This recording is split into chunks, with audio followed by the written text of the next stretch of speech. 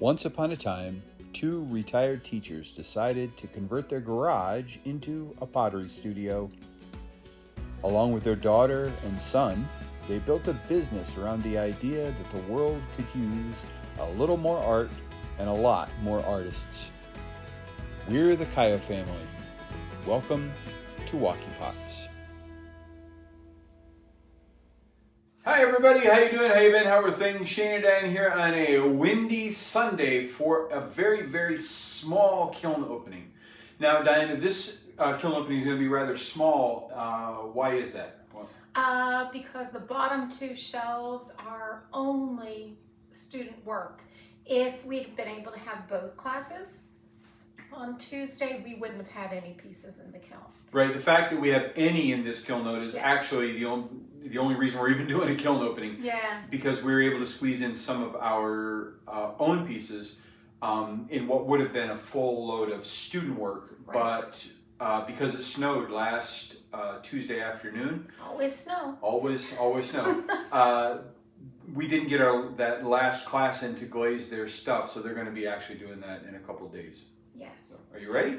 I am, All right. because I have the little daffodil in there, and I can't wait to see that daffodil because I did that thinking of Carolyn. Oh, well, I hope it turned out. I can't wait. We only have a few pieces in here, so hopefully we'll have some nice pieces. Now, our kiln is at, what's our temperature there, Diana? It's at 117. 117, which is just kind of at the edge of where we like to open, Yeah. but... We generally will open under 120. Right, so it's... We have done it a little bit warmer, but most of the time it's room temperature. Yep, ready? Here we go. Yes. Whole bunch of fish stuff. Oh yeah, lots of fishies. So you want to do the fish plates first? Well, I guess so. I see That we have... sounds good. Do we have a couple of new glazes? Yes, this is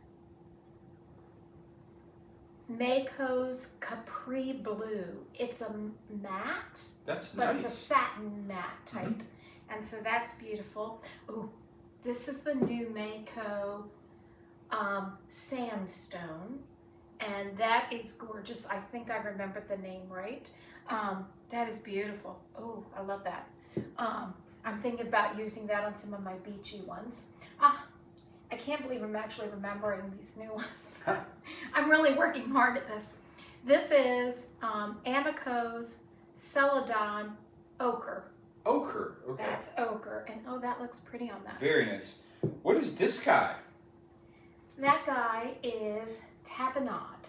That is Tapenade. Spectrum's Tapenade. Awesome. And guys, don't worry, Yes. we will show pictures of these closer up at the end so you can see a better view of Yes, of it breaks a light brown. Very cool. Tapenade. Tapenade.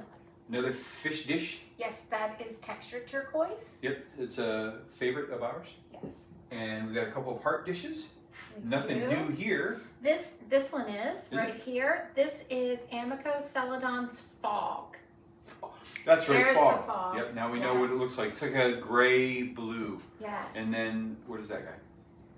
Oh, your guess is as good as mine. It's a pink one. I don't know. If I will look it up and maybe you can write it on the screen. Sure, put it in the description or Yes. something. All right, so here is your Iceman mushroom dish. That you Yes. did. Now this was on our white clay, Iceman clay, and we got to hold it up closer to Yes. the camera. Okay, let me get it closer, but I do have to take a peek at it.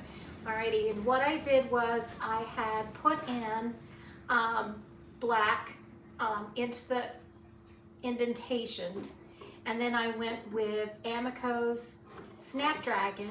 I did 2 coats of that, and then I just did Amaryllis one time on the edge, so you can see just a little bit of speckling from the Amaryllis around. But it doesn't really come off red. Very nice though. What would you call that? I don't know what color to call that. Dusty rose. Maybe so. I think we'll rename that. I like it. Okay, so now I want to take this kind of fluted plate out that you did. That turned out pretty. It did. And this is on our standard 112, our speckled Yes. clay.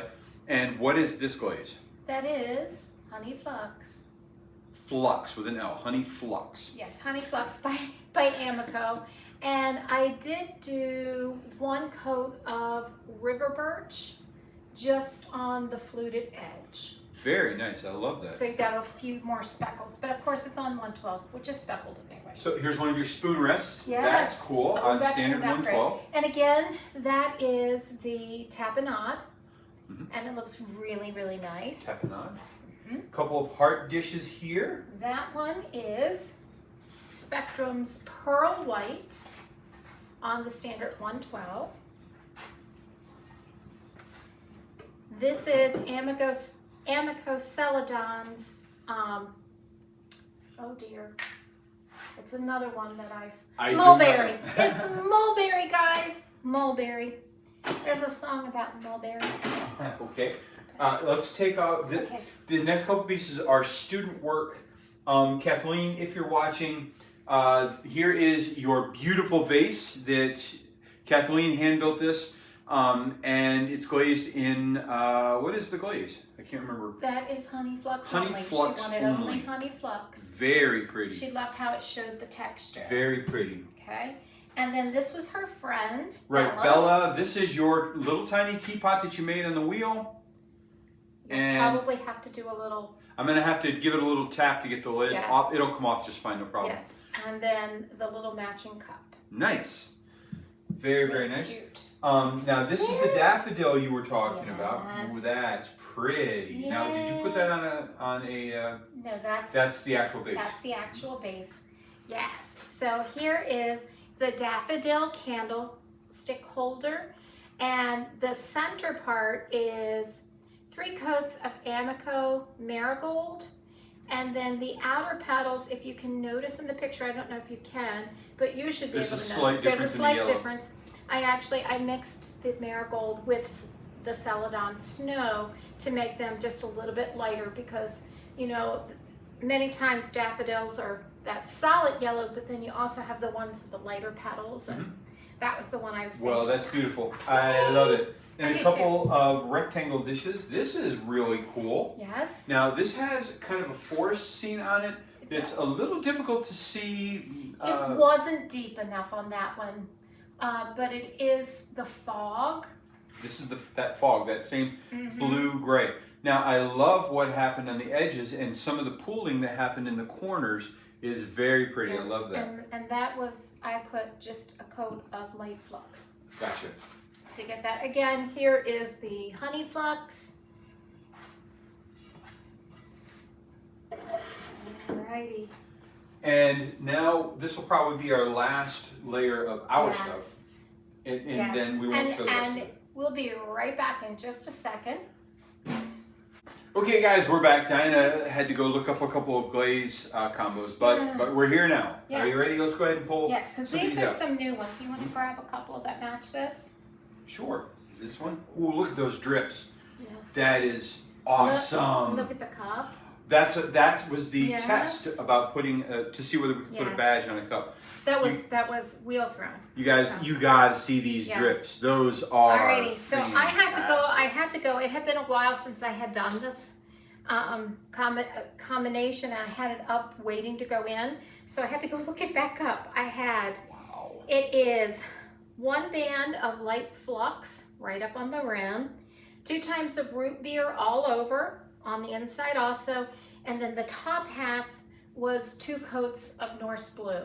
And so it's this way on 2 more pieces also, because I've been trying to do multiple things. Fantastic little cup. So I love it. Oh, that turned out lovely too. And we do love that sheltoey brown clay. That's a nice little cup. That's probably going to go in the house. Take a look at that. Ooh, got some places where it... We're going to smooth it off, but that's okay. Yes. These will grind right down, and I'm not worried about it. They will clean right up. That is a pretty little bowl. Yes. And then this one is simply root beer with light flux. Now I want to take a second to talk about the difference in the glazes on the different clay bodies. Oh wow! Right. So this is the same combo, same glazes on 2 different clay bodies: the standard 112 and our Sheltoy brown. This is the same glazes, but they look profoundly different. They do. On different clay bodies. So big difference there. Yeah. And we do see there that. seems to be a little tiny bit of a purple coming out in the one on the 112. We do see that from time to time. So that's just an interesting observation. Here's another spoon rest. This is Norse blue with honey flux on the rim. Nice. And so that turned out really cute. Now, let's pull out these little tea lights. Alrighty then. So, that's beautiful. That's the... now this was our midnight storm that we have done on the Sheltoe, but we had not yet attempted it on the 112, so I wanted to see what it looked like. And so what that was is 2 coats of obsidian, 3 coats of indigo float, and then 2 coats of snow just up on the rim.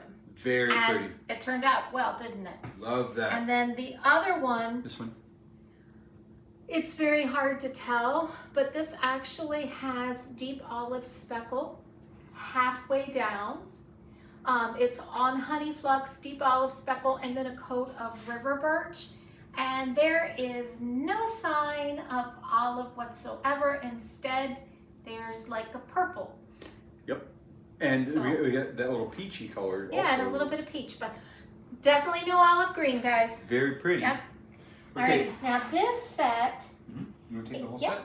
all right, is done with obsidian, Amicos obsidian, and then I have 2 coats of seaweed on the rim. Very pretty. Now I do notice this one has, I don't know, it's not. Some pebbling. Yeah. I see some brush strokes on this that I don't normally see, but I think they'll be fine. Well, that would be me not cleaning it up. But it's pretty. See, you can see the little brush strokes. I'm not sure what we'll Might have do been about in a that, hurry. Yes. but it's a pretty glaze. I could refire that, add another coat and refire it, but I'm not sure. Feel on this one. I don't know. Yeah, we do have some specks coming through that. Now, and you know what? It reminds me of that other one. this is I think it's the clay that was mixed with the standard 112. Okay. So this was reclaimed clay that had some standard 112 speckle in it. Yeah. And I think that's what caused that.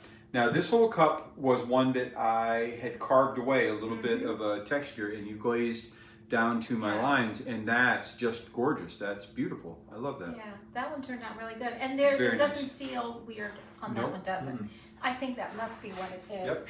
Okay, we have lots and lots of mushrooms coming. Oh my goodness, they are awesome. I'm just going to put them up. This is the last shelf. Yes, it is. So So I we can have talk about each one. A forest of tiny mushrooms. And let's, I love that red. I'm going to hold this a little closer to the camera. And don't worry, I will show pictures at the end of all of these a little closer. All of the stems are done in honey flux, and each of the caps is a different color.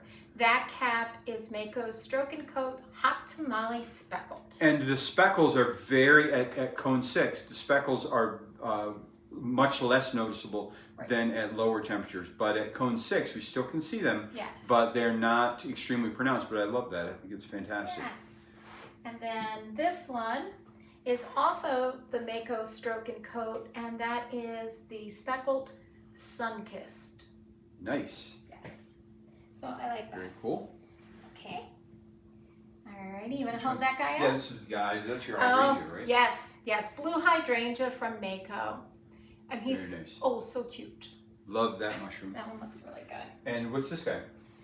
That is the new one. That is that amaryllis from Mako that I was so excited to get. Very pretty. That's the one I added it to the rim of the one with the mushroom, but not enough, I don't think. That's cenote from Mako. And this is the only thing with cenote in it, but we have used it before. Yes, because cenote is actually just Norse blue, but with specks. Yes. Okay. This is another new one, and that turned out really nice. Awesome. That is Mako's Aurora Green. Very Although cool. there's not a lot of crystals in that one. It's not as many showing in the actual glaze, so I made sure I got some on the mushroom. Well, I love it. It's fantastic. And I will show, when I do the pictures, I'll show the insides of these also, because The insides of the mushrooms are fantastic as well. The gills that are underneath the cap are really, really good. Diana did a great job making these. Yes, and then this is, I think, the only Spectrum one we had this time, and that is Spectrum Papaya in there. Oh no, we had Tapenade, so. Yep, Spectrum Papaya. Papaya.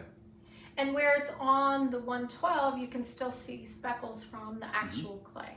So. Very, very nice. I think they're cute. Now that's all of our stuff. Yes. The rest of this kiln is filled with plates and cups and bowls from our homeschool pottery class. And we're not going to bring those out and show this to you right now.